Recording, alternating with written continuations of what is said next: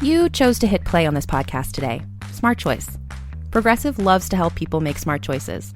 That's why they offer a tool called Auto Quote Explorer that allows you to compare your Progressive car insurance quote with rates from other companies. So you save time on the research and can enjoy savings when you choose the best rate for you.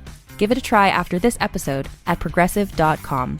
Progressive Casualty Insurance Company and Affiliates. Not available in all states or situations. Prices vary based on how you buy.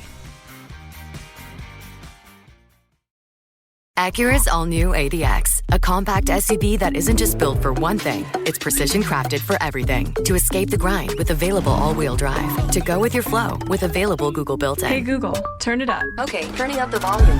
And crafted to be heard with an available Bang & Olufsen premium sound system. The all-new Acura ADX, crafted to match your energy. Acura, precision-crafted performance. Take your vibes and go, go, go, go. Google is a trademark of Google LLC. It's April 24th, 1644, and another remarkable event is about to be uncovered by Arion, Rebecca, and Olly, the Retrospectors.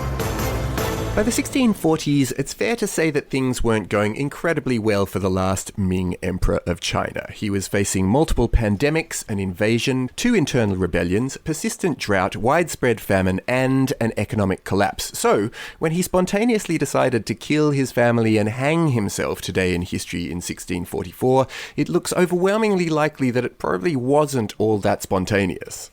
Yeah, indeed, because the enemy were on the horizon for quite some time, and depending on which source you read and which historian attributes which event to which date, by this point he'd already gone on a bit of a killing rampage. Yeah, it made it all the more ironic that his regnal name, the Chongzhen Emperor, optimistically means honourable and auspicious, but actually his 20-year reign had been pretty dicey from the start. Pretty dicey. Pretty classic dicey. English understatement. I mean, he didn't seem like the most auspicious heir from the start. He was born Zhu Yuzhan. He was the 5th son of the emperor, born to a low-ranking concubine who was executed when he was 4, which left him being passed around at various other royal consorts. 3 of his brothers then died, which just left him and his older half-brother Yu Zhao. Yu Zhao took the throne. He had an infant son who died in this insane, massive gunpowder explosion in Beijing in 1626. It killed 20,000 people, and it rocked the walls of the Forbidden City. So when Yu Zhao himself died the following year, it was left to 16-year-old Zhu to take the throne. And this explosion, it was called the Wanggong Chang explosion, contributed to the widespread discontent with the Ming dynasty, which had been around for a few hundred years at this point. And so when Zhu became emperor, he really set about trying to rectify this feeling and also steady the ship in general, because he's still a very young man at this stage. He's in his late teens, and there is a very powerful eunuch, Wei, who has been hanging around the royal court and really holding the levers of power through this period of uncertainty between the 2 brothers. And so when Zhu gets onto the throne, he starts pretty much just eliminating people around him. It's almost as though in trying to take out the threats around him, he actually endangered his empire yet further because he had stripped away any people who were capable within the royal court. Yeah, well, this eunuch, Wei, never liked Zhu as heir. He'd wanted a baby to come to the throne so that he could run things with a sort of puppet emperor.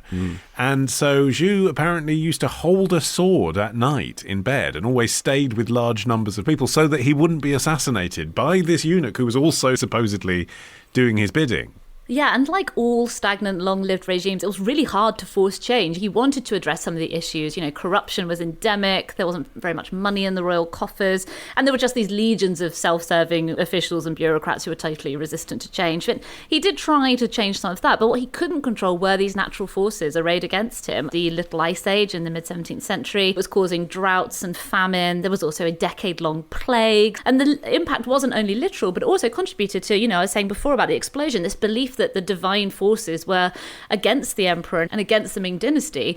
And starting in 1641, multiple rebel armies had risen up and seized strongholds within the kingdom. And the number one of those was led by a peasant general called Li Xingcheng, who emerged as the most successful. And it was him and his army who were approaching Beijing to take over the city on this day. Yeah. Contemporary scholarship tends to be a bit more kind to Zhu because he really wasn't especially terrible by the standards of the later Ming, and yet he was there to witness its downfall. And in many ways he did his best to save his dynasty, but it was kind of his paranoia and his impatience that really doomed the whole Ming. And it's easy to look back on these moments of inflection and go, well, he was responsible for it. But actually there was so much to undo. And that little ice age that Rebecca mentioned was in part responsible for driving some of these tribal groups towards Beijing, including the Jurchens, who were later renamed the Manchus, and later went on to be the Qing dynasty after the Ming is replaced. You know, they were being driven south by the fact that the world was getting so cold. So there was this combination of factors, some human, some very much climatic and environmental, that was conspiring against Zhu. And if you're thinking, like, why would any peasant leader advance on the Forbidden City and think they'd get away with deposing a dynasty that's been there for hundreds of years? It's because the Chinese system of monarchy ruled according to the mandate of heaven, which superficially sounds a bit like the European divine right of kings that we know here. But it isn't. It crucially isn't. So in Britain, for example, royals are not supposed to be deposed ever. That's why they all end up killing each other. Because God has appointed them. The public are led to believe God has appointed Henry IV or Henry VIII, whoever it is, and governs through them. And that's the divine right of kings. But in China, although it sounds similar, you can lose the mandate under the mandate of heaven. It's God decides who's going to be king.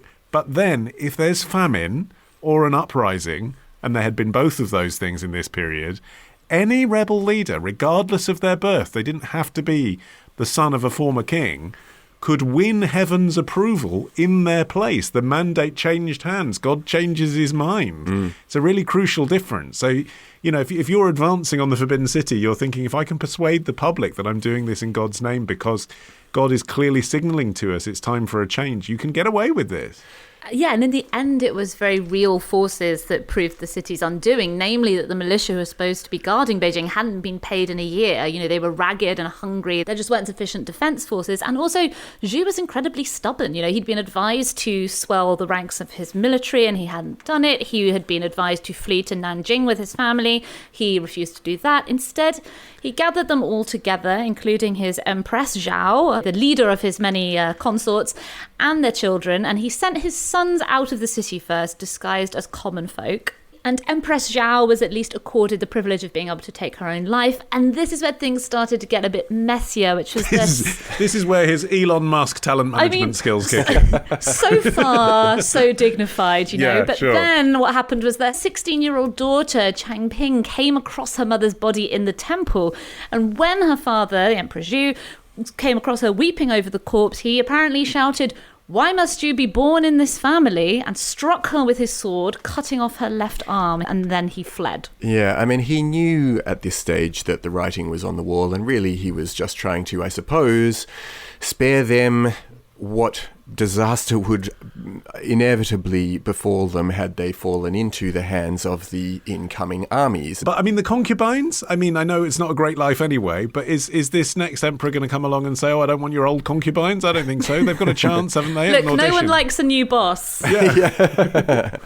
Well, that's the thing. So there is some suggestion that there was a mass suicide incident that potentially involved up to a couple of hundred people from the court. If it happened, would be the largest mass suicide of all time. Important detail. Yeah, hugely important, but there is a bit of skepticism. At the same time, it is believable because I suppose you can understand why the household, at the very least, if not the extended court, wouldn't want to be sticking around and taking the fate that was going to come their way after the takeover.